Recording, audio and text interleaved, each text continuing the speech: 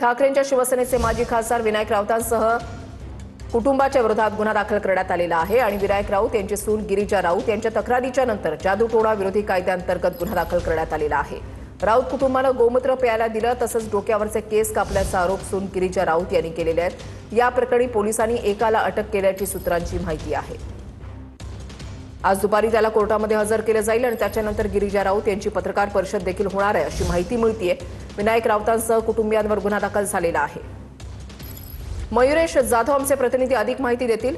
मयुरेश, गिरिजा राऊत पत्रकार परिषद घेणार आहेत अशी देखील माहिती मिळतेय। त्यांची पीसी किती वाजता होणार आहे, काय अपडेट्स आहेत?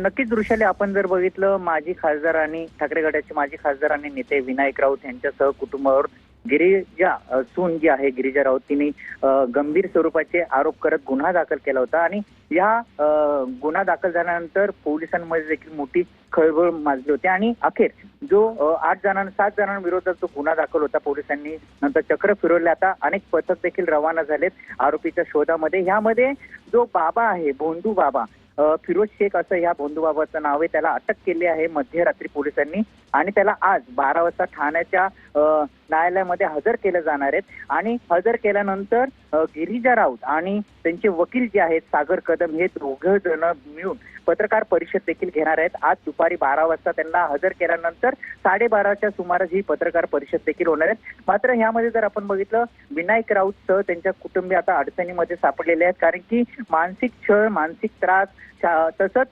जादूटोणा असे विविध कलमा अंतर्गत हा गुन्हा दाखल झाला होता।